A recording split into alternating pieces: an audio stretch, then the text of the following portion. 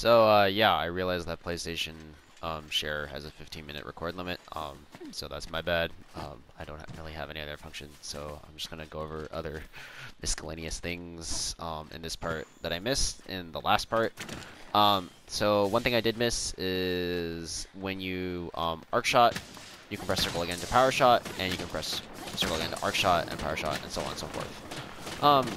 This is how you'll get a lot of arc shots out in a short amount of time to hit a monster that's down and KO them really fast. Again, good when the monster is knocked over due to you or a friend, or when you're paralyzed or whatever, like a Diablos that's just been screamer potted or something like that. The other move that I missed is the quick shot, which is by pressing circle with no charge at all. You kind of immediately shoot through a sort of mini power shot, and from there you can do whatever the fuck you want. Um, let's see, what other moves? I don't think I missed any other moves. Please tell me if I did. Oh yeah, press square to put your weapon away. Bow is amongst the weapons that you want to put your shit away after getting your opportunity. Is not one of the weapons that you don't really need to. So feel free to keep your bow out most of the time. So that's pretty much it. Other things to keep in mind. I'm missing something here, I think. Items to use. In general, your consumables are going to be general consumables, potions and stuff. In particular, the dash juices are important to use, which are made from dash extracts and something else. It's in your box. You can look for the ingredients there. It causes your stamina usage to be cut in half. Wiggling lychees found on the field will do the same thing, along with a cat with choral orchestra who will occasionally play the stamina song for you. And this just lets you output more arrows and be more aggressive because you're not using as much stamina per action. In terms of things I recommend for your cat to use, the Shield Spire from Wildspire Waste is great to draw aggro, so you can keep hitting a monster. Choral Orchestra is great for buffs. Vigor Wasp is, in general, good because it'll heal you a lot. And Plunder Blade for stealing shit is good. I have not gotten the Molotov cocktail myself from the early recess, so I wouldn't know anything about that. But I imagine it's something similar to the bomb cats from before. Other things to keep in mind. Oh, yeah. So now we'll go into advanced, sort of the advanced mechanic. Bow is a weapon that achieves its damage through a lot of multipliers. Power coating giving you 30% increased damage. Headshots or weak spots giving you that extra bit of damage compared to another zone. So, like, say you have a 60 hit zone. Say you have a zone on a monster that takes 60% damage from shot in the head. But like 25% of the legs, you get more than double the damage from hitting it in the face. And then the other thing to keep in mind is critical distance.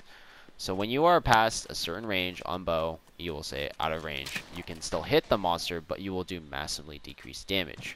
If I go closer, I'm still hitting 5s. But now I'm hitting 16s as soon as I hit that range. And then I hit 19s on crits. This is the critical distance. At a certain range, your bow will just do a lot more damage. And if you're far away, it'll just kind of plink for 4. So this is, as you can see, massively important for maintaining your damage.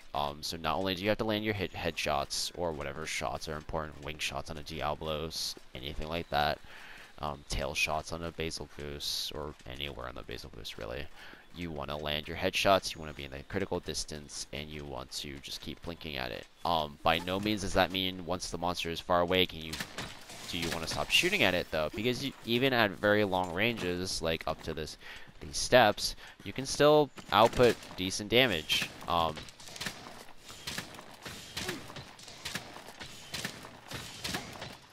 But you will notice that the higher I charge, the farther I can actually hit critical distance.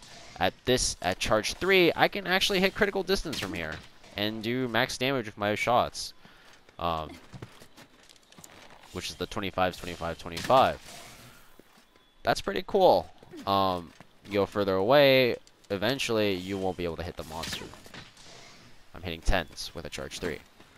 So maintain critical distance, keep power coatings up, if you still have them, and do that. The reason I don't like close range coating, this is a personal thing, is that you have to maintain really close range. Your damage is increased. Your damage is increased as if you're using power coating. I think it's the same or similar damage boost. But you have a massively decreased range. So I'm gonna back away all the way over here. Wait a second. It might not be that bad. It just feels that bad. I don't know. Let me test this. Yeah. So from the steps, I can no longer hit it with a charge 3.